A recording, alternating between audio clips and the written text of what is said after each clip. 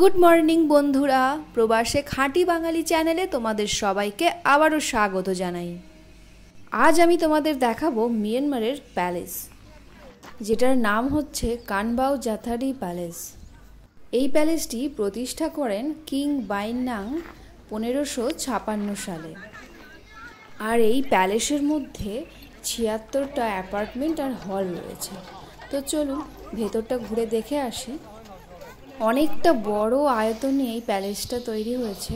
আর এই যে এটা ছিল রাজার বসার জায়গা। এখানে রাজার বসার জন্য বিশাল বড় একটা সিংহাসন রয়েছে আর একটা স্ট্যাচু রয়েছে। রাজার নামটা বার্মিজে লেখা আছে, যে কারণে ঠিক বোঝা যায়নি। তো এই যে প্যালেসের স্ট্রাকচারগুলো কি সুন্দর, তাই না?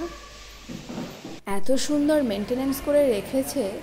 তো ভিতরে মানে অন্য কোনো লাইটের দরকারই হচ্ছে না, বাইরে সূর্যের আলোতেই সব ঝলমল ঝলমল করছে।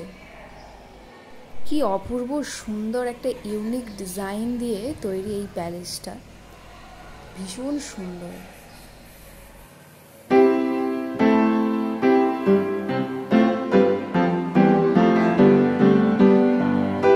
আর যে জায়গাটিতে রাজা বসতেন সেখানে আবার চারদিকে দেখছি ওঠার জন্য সিঁড়িও রয়েছে।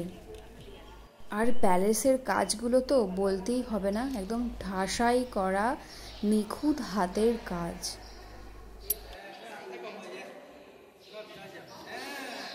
আরও প্যালেসের ভিতরে গেলে পারে আরও অনেক কিছুই দেখার জিনিস আছে। এই যে যেমন এখানে 3টে রাজার মূর্তি রাখা আছে, যেখানে তাদের রাজত্বকাল, তারা কতদিন তাদের শাসন চালিয়েছিলেন আর তাদের পোশাক পরিচ্ছদ কেমন ছিল, এখানে সেটা স্পষ্টভাবে ফুটিয়ে তোলা হয়েছে।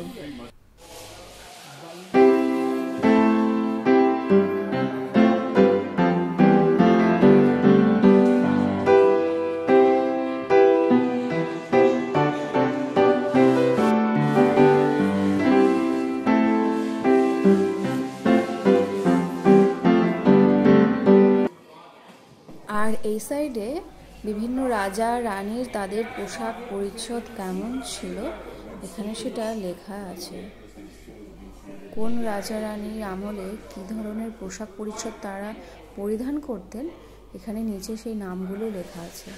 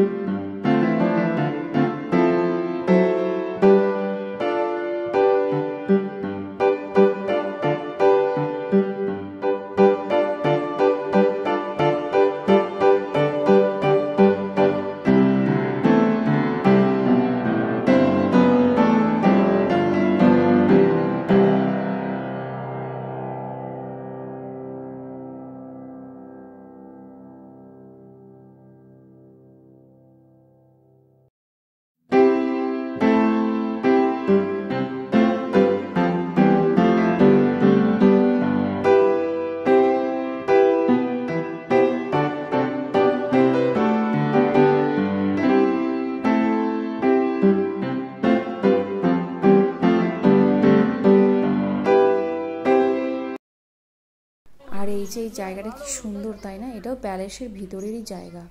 আর এই সামনের এই সাদা মতন পাঁচিল দেওয়া আছে, এইখান দিয়ে প্যালেসের ভিতরে যাওয়া যায়, আবার প্যালেস থেকে বেরিয়েও আসা যায়। কি বিশাল বড় প্যালেস, তাই না?